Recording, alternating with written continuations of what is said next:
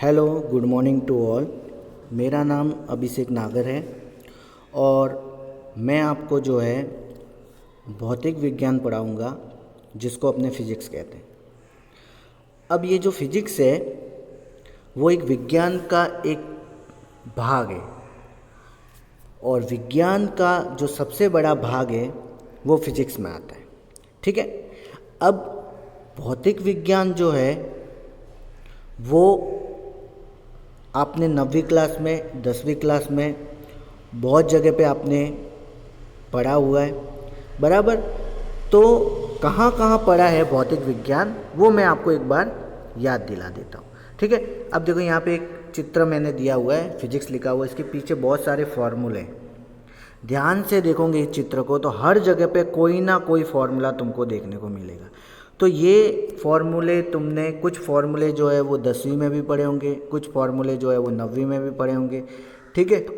तो जो भौतिक विज्ञान है वो तुमने 9वीं क्लास में, जैसे एक चैप्टर था गति चैप्टर था, तो उसके अंदर तुमने पढ़ा था जैसे कि वेग, दूरी, विस्थापन, त्वरण। ठीक है। फिर कार्य, ऊर्जा, शक्ति, गतिज ऊर्जा, स्थितिज ऊर्जा। ठीक है। ये सब जो पार्ट है ये 9वीं क्लास में पढ़ा था, वो सब फिजिक्स के अंदर आता है, भौतिक विज्ञान के अंदर आता है। इसी तरह 10वीं क्लास में तुमने पढ़ा था जैसे कि है लाइट पार्ट था, लाइट के अंदर उत्तल लेंस, अवतल लेंस।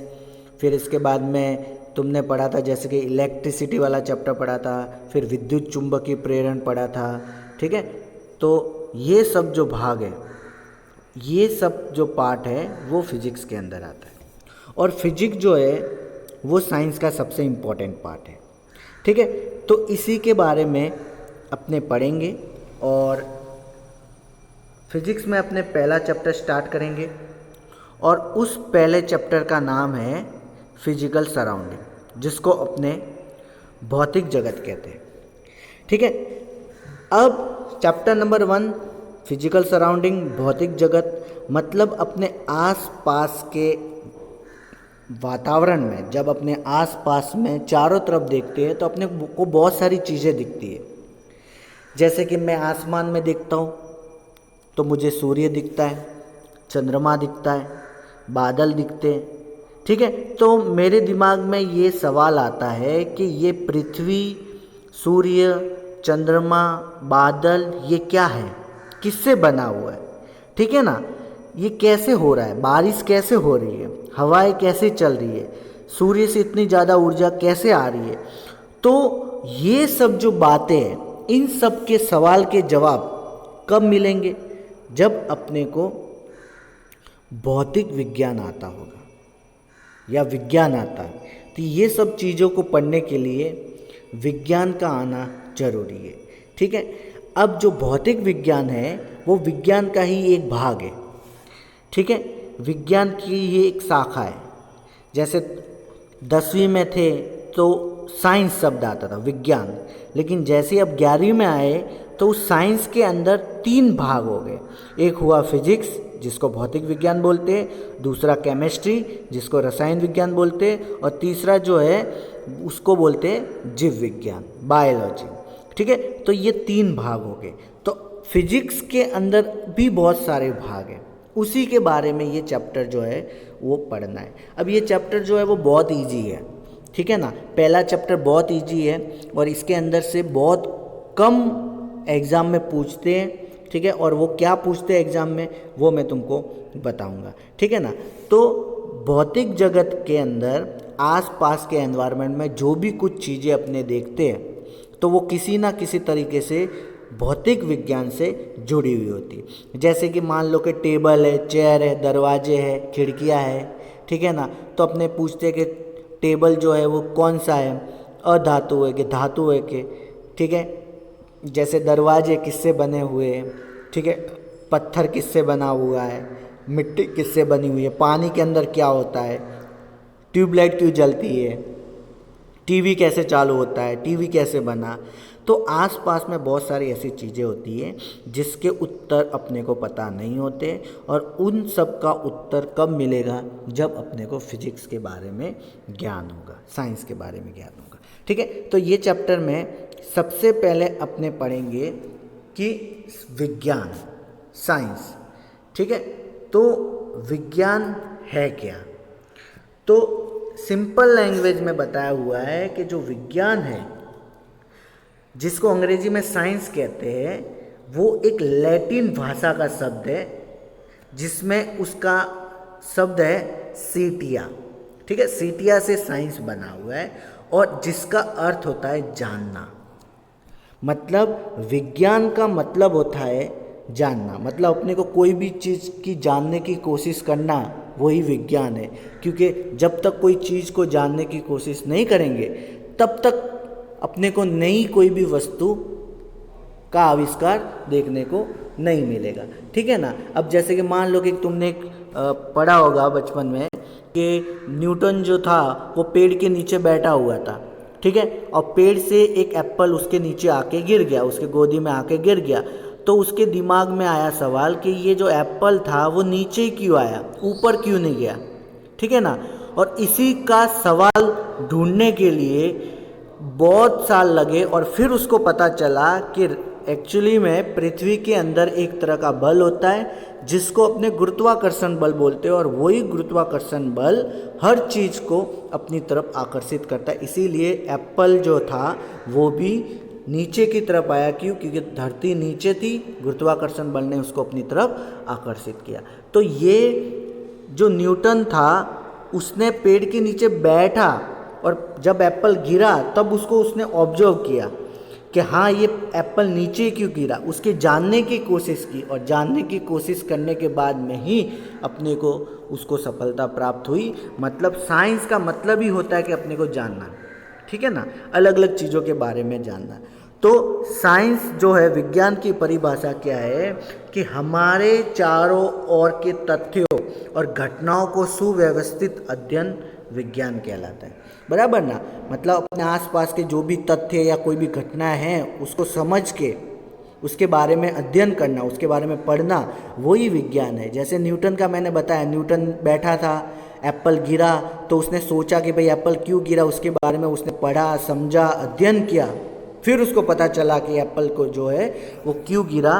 तो वही जो है विज्ञान है। मतलब विज्ञान का मतलब है कि अपने आसपास में हर किसी चीज़ में से कोई ना कोई ज्ञान अपने निकाल ले, वही अपना जो है विज्ञान है। इसी तरह जैसे कि भौतिक विज्ञान, अब विज्ञान का ही एक भाग है जो है अपना भौतिक विज्ञान।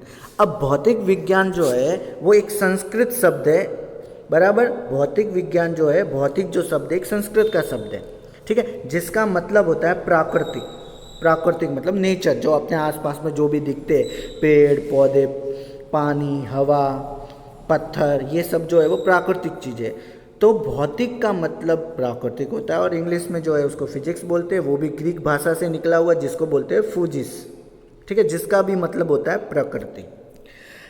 तो भौतिक का मतलब बहुत सिंपल है कि आसपास के अंदर जितने भी प्राकृतिक चीज़ें, प्राकृतिक वस्तुएं, उनके बारे में अध्ययन करना भौतिकी कहलाता है। जैसे कि आसपास के अंदर जैसे हवा है, तो हवा के बारे में मैं अध्ययन करूं कि उसके अंदर कौन से तरह के परमाणु होते हैं, किस तरह का एक दूसरे से बंध बनाते हैं, ये पढ़ना भौतिक विज्ञान है। फिर अपने देखे कि आसपास में और कौन है, पेड़ है, पेड़ों के बारे में समझना। ठीक है ना। फिर जैसे सूर्य है, सूर्य के बारे में पढ़ना, चंद्रमा के बारे में पढ़ना, हवा के बारे में पढ़ना, मिट्टी के बारे में पढ़ना। ठीक है, आसपास में जितनी भी ये चीज़ें हैं उसके बारे में, अपने जो है प्रकृति के बारे में जो अध्ययन करते हैं उसी को अपने क्या बोलते हैं, भौतिक विज्ञान। तो इसकी परिभाषा भी यही है कि भौतिक विज्ञान जो है वो विज्ञान की वह शाखा है जिसमें प्रकृति और प्राकृतिक घटनाओं का अध्ययन किया जाता है। एक तो प्रकृति के बारे में, प्रकृति में कौन कौन सी चीज़ें वो तुमको पता है, और जो प्राकृतिक घटनाएं हो रही है, जैसे कि प्रकृति के अंदर क्या है, सूर्य, पृथ्वी, चंद्रमा, ठीक है, तारे, ये सब जो प्रकृति के, अब इस प्रकृति के अंदर कौन कौन सी घटना हो रही है? सूर्य उजाला दे रहा है, दिन में उजाला हो रहा है, रात में नहीं हो रहा है, पृथ्वी जो है वो सूर्य के चारों तरफ चक्कर लगा रही है, तो ये प्राकृतिक घटना हुई। फिर तूफान आ रहा है, भूकंप आ रहा है, तो ये सब जो बातें हैं, इस घटनाओं के बारे में अध्ययन करना वो भी भौतिकी के अंदर आता है, बराबर ना। तो तुमको दो शब्द का मतलब पता चल गया है। विज्ञान का मतलब होता है जानना और भौतिकी का मतलब होता है प्रकृति के बारे में अध्ययन करना। अब वैज्ञानिक विधि, साइंटिफिक मेथड, मतलब वैज्ञानिक विधि से किस किस तरीके से अपने भौतिकी के बारे में अध्ययन कर सकते हैं। बहुत सारी घटनाएं हो रही है अपने, ठीक है, आसपास के अंदर भौतिकी घटना हो रही है, तो उसको किस तरीके से अपने उसको समझ सकते हैं, उसके बारे में यहाँ पे कुछ पद दिए हुए। ये इम्पोर्टेंट नहीं है, लेकिन एक बार अपने को समझ लेना है, ठीक है। कौन कौन से पॉइंट है कि पहला पॉइंट है सिस्टमेटिक ऑब्जर्वेशन, ठीक है, जिसको बोलते हैं व्यवस्थित प्रेक्षण। दूसरा पॉइंट है गुणात्मक और मात्रात्मक, मतलब क्वालिटी और क्वांटिटिव। तीसरा है परिकलन संरचना एंड गणितीय प्रतिरूप, जिसको बोलते हैं कंस्ट्रक्शन ऑफ हाइपोथेसिस। और फिर है परिकल्पना की परीक्षण, टेस्टिंग ऑफ हाइपोथेसिस। और सिद्धांतों की स्थापना, एस्टैब्लिश्ड ऑफ थ्योरी। ये जो पॉइंट है, ये पॉइंट से कोई भी फिजिक्स के बारे में अपने अध्ययन कर सकते हैं, बराबर ना। अब इसके बाद इसका मैं एक उदाहरण बताता हूँ कि ये पॉइंट कैसे काम करते हैं।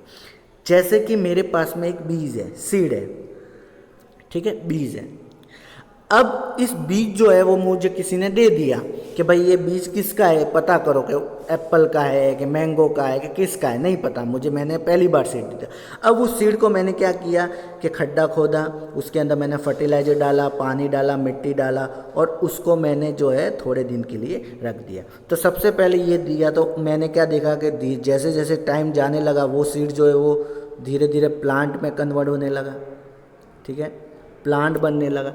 तो अपने उसको देख रहे हैं, ठीक है, कि उसको भाई प्रॉब्लम तो नहीं हो रही बड़ा होने में, जब पानी की ज़रूरत होती है पानी दे रहे हैं, ठीक है, फिर मिट्टी कम पड़ रही है तो वापस मिट्टी दे रहे हैं, फर्टिलाइजर डाल रहे हैं। तो पहला क्या हो गया, व्यवस्थित प्रेक्षण, मतलब सिस्टमेटिक ऑब्जर्वेशन, अपने उसको ऑब्जर्व कर रहे हैं, सिस्टमेटिक ऑब्जर्व कर रहे हैं।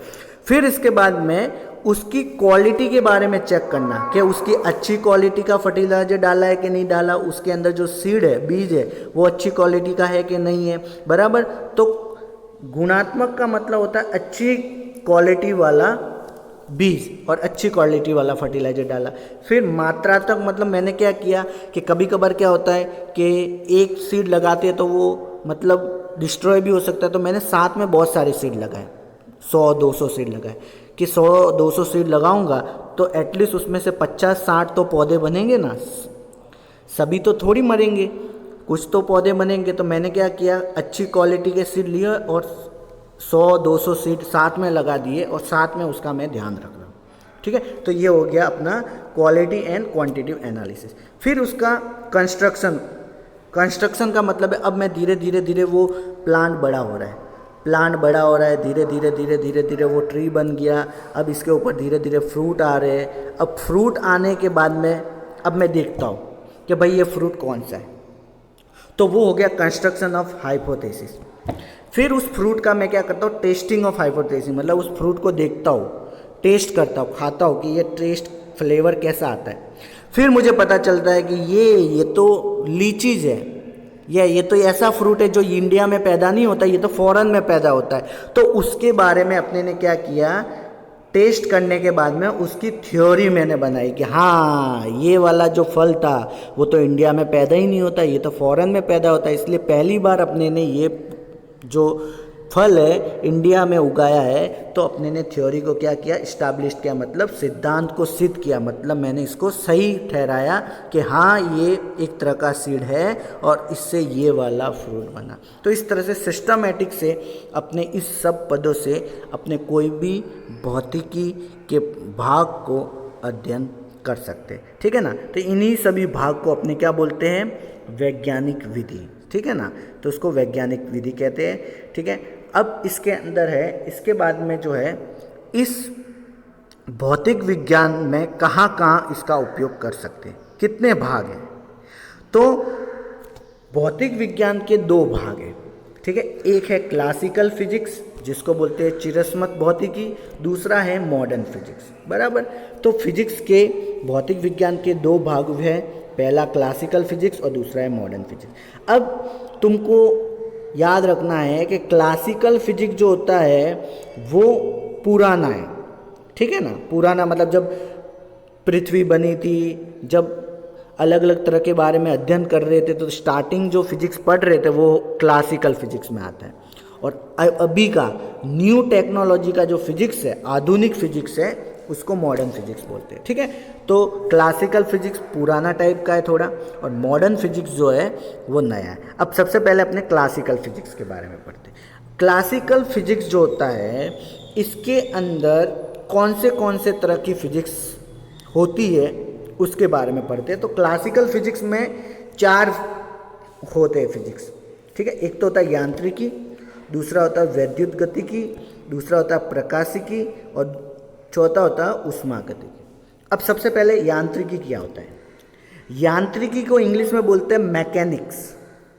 मैकेनिक्स तुमने पढ़ा होगा, मैकेनिकल इंजीनियर, मैकेनिक्स, मैकेनिकल, ठीक है। गैरेज में जाते तो क्या बोलते हैं कि मैकेनिक है, ये मैकेनिक है।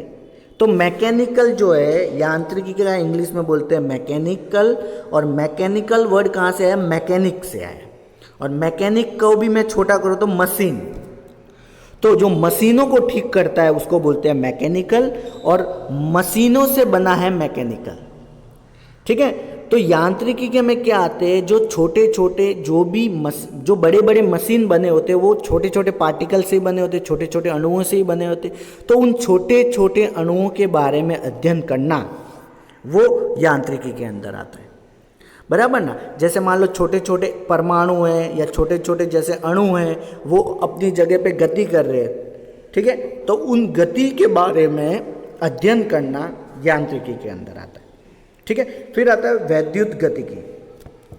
वैद्युत गतिकी, वैद्युत जो है तुमने 10वीं क्लास में पढ़ा था, वैद्युत के बारे में पढ़ा था, इलेक्ट्रिसिटी। तो ये वैद्युत जो है मतलब वैद्युत मतलब धारा, विद्युत धारा अपने जो बोलते थे 10वीं क्लास में, विद्युत धारा मतलब आई। तो ये विद्युत धारा किससे उत्पन्न होती थी, कि विद्युत धारा उत्पन्न होती जब किसी आवेश Q जब गति करता है समय के सापेक्ष, तब विद्युत धारा उत्पन्न होती है। तो यहाँ पे वैद्युत गतिकी, गतिकी का मतलब होता है गति करना, मतलब ऐसा विज्ञान जिसमें आवेशों की गति के बारे में या इलेक्ट्रॉन के गति के बारे में अध्ययन करते हैं, उसको बोलते हैं वैद्युत गतिकी, बराबर ना। अब वैद्युत गतिकी में एक और पार्ट आता है जिसको बोलते हैं वैद्युत चुंबकीय। वैद्युत चुंबकीय मतलब जिसके अंदर, जैसे 10वीं में अपने ने चुंबकीय पढ़ा था, तो विद्युत और चुंबकीय, विद्युत क्षेत्र और चुंबकीय क्षेत्र, इन दोनों के बारे में अपने अध्ययन कर रहे हो तो उसको वैद्युत गतिकी के अंदर रख सकते हैं, बराबर ना। फिर तीसरा आता है प्रकाशिकी। प्रकाशिकी के में कौन सा आता है, तो तुमने पढ़ा हुआ है 10वीं क्लास में। 10वीं क्लास में तुमने पढ़ा था, प्रकाशीय में तुमने पढ़ा था, तुमने दर्पण के बारे में पढ़ा था, लेंस के बारे में पढ़ा था, ठीक है ना।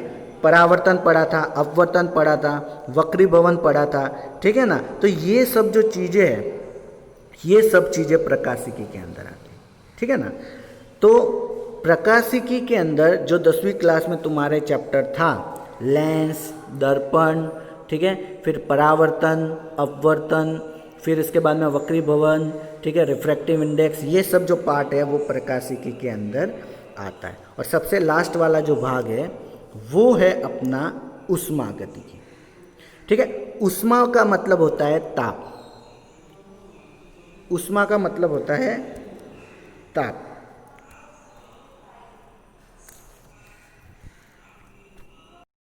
ऊष्मागतिकी के अंदर ऊष्मागतिकी, अब इस शब्द को समझना, ऊष्मा का मतलब होता है ताप और गतिकी का मतलब होता है गति करना।